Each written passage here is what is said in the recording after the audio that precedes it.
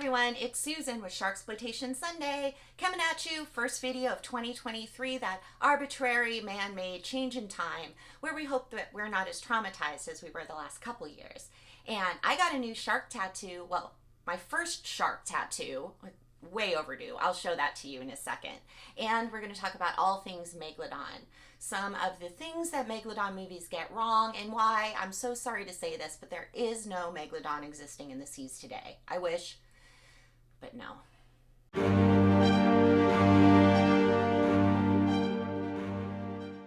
Okay guys, let's start off with a tattoo, because people come up to me all the time and they're like, you're the shark lady. Why don't you have a shark tattoo? I have a ton of tattoos, not a shark tattoo. I got one 2 days ago and I'm about to show it to you. But first, hit that like and subscribe button so you make sure that we can keep this channel growing and you have access to all of this really stupid shit that I talk about. Okay, ready? Here we go. Okay, hopefully you guys can see this. Huh? Okay, here's a picture to make it a little easier to see. Let's talk about Megalodons. Okay, listen, folks. I have dedicated my entire life to the review of sharksploitation movies, and some are really bad. Fun, but still really bad. I knew that going into this ridiculously specific niche review lifestyle, but still, in the dark of night, I do pull my comforter a little tighter and shudder at the bastardization of the science in some of these films. I mean, it can be truly breathtaking. But today we're talking about Megalodons, and Megalodons specifically. Oh yes, Carcharicles Megalodon, the prehistoric leviathan that we all know and love, and sharksploitation movies' go-to monster. However, there's a lot of goofy shit they get wrong about Megalodons. I mean, sure, not to mention the fact that they don't really exist anymore. But we live in a magical world where people actually do believe that Megalodons still roam the murky depths of the sea. In all fairness, Shark Week in 2013 and 2014 came out with a couple of mockumentaries that had a disclaimer about it being a mockumentary buried so deep that you needed a fucking colonoscopy to find it. I know actual people with PhDs that fell for that shit. In reality, if we're being really, really optimistic, the closest we are in time to Megalodons is 2.5 million years.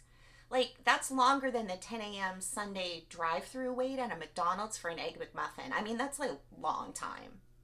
Megalodons have become, despite the far-fetchedness of their existence in present times, the darling of sharksploitation movies. And look, I totally get it. They're like the kaiju of the sea. They're like, have some relevance to reality. I mean, they did exist at one time. That's pretty fucking cool. Even I, being a marine biologist, can suspend my disbelief watching a really good Megalodon movie. Well, almost suspend my disbelief. There are a few things about Meg movies that make my lip curl and my eye twitch, and for some reason it's always the left eye. Does that mean anything? Anyone? Okay, the number one goofy thing about Megalodon movies, the size. Honestly, I'm not even sure the most teetotaling marine biology nerd even knows how big Megalodons got back in the day. I mean, sharks are cartilaginous fishes, so we don't have any fossils to go by except their teeth.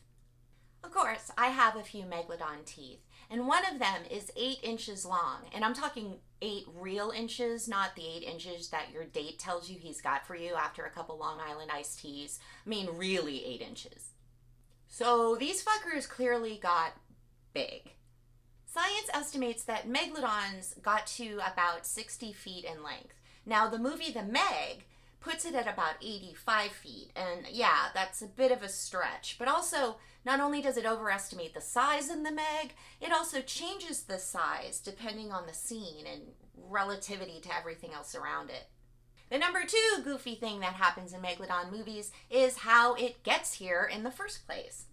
More often than not, I found that Meg movies like to have them appear through some sort of a rift in the deep seabed.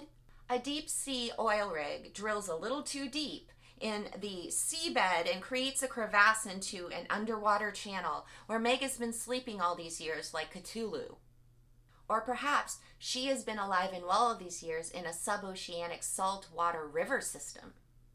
My favorite of all is the movie The Meg. I know I'm talking about that one a lot, but OBS. You gotta watch the Meg, if only for that scene when Jason Statham comes out of the shower. If you know, you know. Anywho, this film wants you to believe that the Meg comes to the surface through a temporary break in the thermocline covering the Marianas Trench, which is the deepest part of the ocean, like in real life. Okay, this one might be the most scientifically plausible if it wasn't for the fuck all chance that a megalodon actually did exist deep in the Marianas Trench to begin with. The number 3 problem I have with Meg movies, giving you the idea that they might exist in modern times, is wouldn't we have noticed? There is a possibility of finding new species of all shapes and sizes still to this day. Great example, the mega mouth shark. That was found by accident off the coast of Hawaii in 1977. And this shark ain't exactly small. However, it is 16.16 feet in length compared to a megalodon, which is 60 feet in length. Look at that handsome bugger though, isn't he cute? Also, species that have thought to have gone extinct a long time ago have been found alive and well in modern times. The coelacanth, thought to have gone extinct 66 million years ago, was found alive and well in 1938 and still exists in the oceans to this day. Well, goddamn, if the thing went extinct 66 million years ago, couldn't there be a megalodon alive and well that only went extinct 2.5 million years ago? I know that makes our nipples erect with hope, but you know what? It doesn't really work out that way, because how would a megalodon, deep in the Marianas Trench, for example, handle the crushing pressure? I mean, what would it eat down there? How would it sustain itself? How would its circulatory system handle the freezing, frigid temperatures? So no, really, the Marianas Trench Meg scenario isn't really going to work. So we crumple that in the trash like I did my latest short story draft. And we can move to, well, maybe they're swimming around in accessible oceans. But that doesn't work either, because some hapless boob on a super yacht would have seen one by now, shit his pants, and called the Coast Guard. And then it would be on the news without those mockumentary Discovery Channel disclaimers that are buried in the credits. Okay. Having said all this, I need to reinforce a few things here. First of all, I want to believe.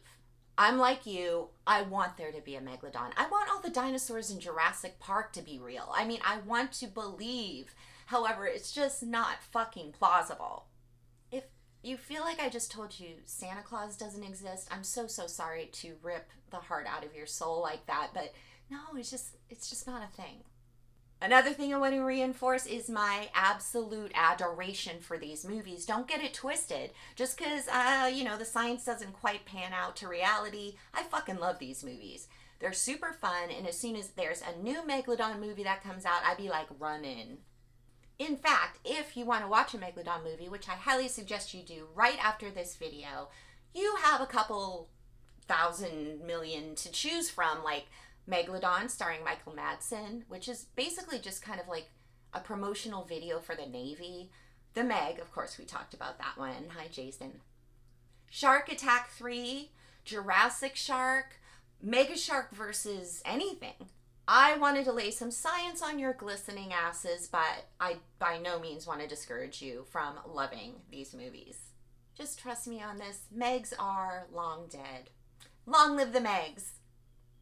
Well, that's it for today, kids. Some of the movies I mentioned, I have where you can watch them streaming in the description box below. And also, if you're interested in purchasing Encyclopedia Sharksploitanica, my love letter to 85 different shark movies, you can always purchase that also through the link in the description box below. I'll see you next time, guys. Bye!